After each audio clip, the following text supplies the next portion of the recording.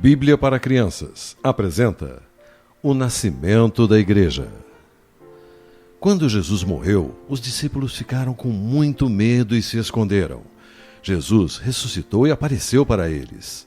Jesus estava vivo, mas Jesus tinha planos de voltar para o céu e estar com Deus, o seu Pai. Antes de ir embora, Jesus prometeu aos seus discípulos que enviaria o Espírito de Deus para ser auxiliador deles. João 15:26. Estava chegando a hora. Poucos dias depois de Jesus partir, o Espírito Santo veio. Cerca de 120 discípulos estavam orando juntos em uma casa. De repente, a casa se encheu de um barulho que parecia de um vento muito forte. As chamas de fogo apareceram sobre a cabeça de cada um deles. Todos se encheram do Espírito Santo, tal como Jesus tinha prometido. Nas ruas, os discípulos de Jesus falavam línguas que nunca tinham aprendido. Estrangeiros que estavam visitando Jerusalém ouviram os discípulos falarem em muitas línguas das coisas maravilhosas que Jesus fez. Os visitantes estavam admirados. O que será que isso quer dizer? Perguntavam eles. E outros zombavam. Esse pessoal está bêbado. Mas Pedro disse: essas pessoas não estão bêbadas. O que de fato está acontecendo é o que o profeta Joel disse. Pedro lembrou o povo de que Deus tinha prometido no passado que o Espírito Santo viria para abençoar e ajudar as pessoas.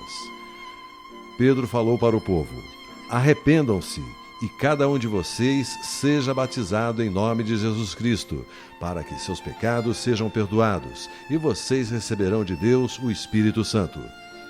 Cerca de 3.000 pessoas foram batizadas e se juntaram aos discípulos. Conforme o tempo passava, mais e mais pessoas eram acrescentadas à Igreja de Deus. O Espírito Santo trouxe poder para a vida do povo de Deus. Um dia, Pedro e João foram ao templo na hora da oração. Um homem coxo estava sentado fora dos portões do templo. Ele pediu dinheiro para Pedro e João. Pedro respondeu: não tenho dinheiro algum, mas eu tenho o que lhe dou.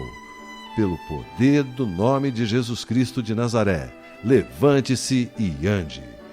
Pedro o pegou pela mão direita e o ajudou a ficar de pé.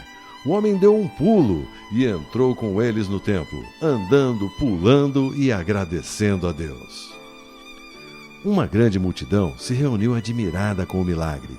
Pedro explicou que o milagre fora feito pelo poder de Deus e não deles próprios. Quando Pedro começou a lembrar os judeus que Deus tinha ressuscitado Jesus da morte, os líderes do templo pegaram Pedro e João e os colocaram na prisão. Entretanto, cerca de 5.000 homens creram na mensagem de Deus. No dia seguinte, Pedro e João foram levados diante dos líderes do templo.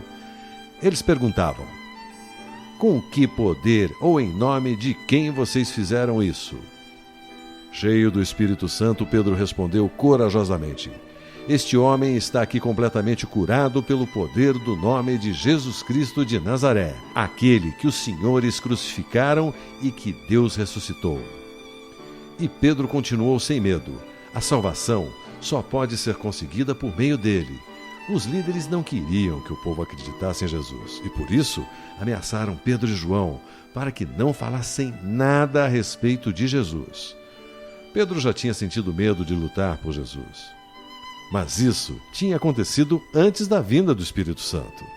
Agora, ninguém o assustava. Pedro e João responderam: os senhores mesmos julguem diante de Deus. Devemos obedecer aos senhores ou a Deus? Pois não podemos deixar de falar daquilo que temos visto e ouvido. Depois de ameaçá-los mais, os líderes libertaram Pedro e João. Os corajosos discípulos contaram aos seus companheiros sobre a prisão e o julgamento. Então, eles adoraram e oraram a Deus. Novamente, o Espírito Santo de Deus encheu o seu povo com poder, e a igreja crescia mais e mais.